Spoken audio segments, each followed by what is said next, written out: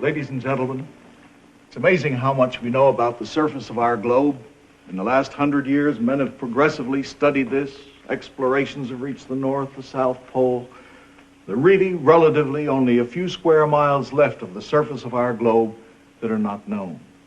During the same years, men have reached out into the stars. 3 times further in your lifetime and mine, 3 times further into space than men have ever been able to go before. Amazing knowledge we have of that and of this. What's inside this globe? What is there beneath our feet as we stand on the earth? No one knows, of course, and science ponders about it, and all men are curious, but no one knows.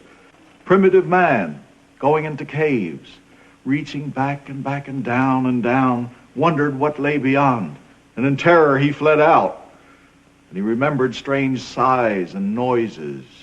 Now you go back to Mesopotamia and the beginning of Western civilization, and you have the great hero Gilgamesh going down into the underworld.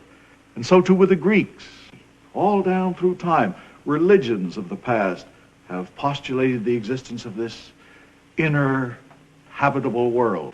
All through the Middle Ages, people believed of something under the surface. Dante, the great Dante, saw a great cone-like cavity stretching down to the very center of the earth. There's nothing new about this. It's as old as man, this belief that under the surface there may be areas inhabitable by man. And in our time, and in the last 100 years, there have been a number of theories, very curious and strange theories about what goes on in the center of our planet. This is a very famous and interesting and odd one. A soldier, rather a minor hero, the War of 1812, was a man named John Cleves Sims. And he had a sudden idea that inside our world, like onion layers, there were globes within globes, 5 of them, some of them inhabited, and that if you were to travel up through the icy wastes of our world, the northwest edge of Siberia, you could go down through a hole and go successively to these various spheres. Unfortunately, he was thoroughly obsessed with this, went around lecturing, and in fatigue died before he could make this experiment. Now here's another theory, much closer to us. This is 1870 about. A young American physician named Cyrus Reed Teed had a revelation. We are not living on the outside of the globe, said Teed, but on the inside.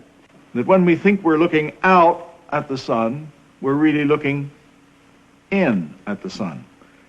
Strange, questing mind of man that tries to find answers to things that he can't understand. This was a theory by Karl Neupert in Germany in the 1920s. He again imagined that we're living on the inside rather than the outside of the globe. And here's a real sun and a real moon, and then a rather shadowy and formless mass of electric potentiality with little bright sparks in it, and they give us the sense of our stars. And so in this picture you're about to see, you'll see the culmination of a long series of such desires to look into the earth. And one might well believe philosophically that some ancient culture, engulfed by a great and tremendous upheaval of nature, might linger on in some pocket of earth. This is science fiction, of course. It's a fiction. It's a fable beyond fiction.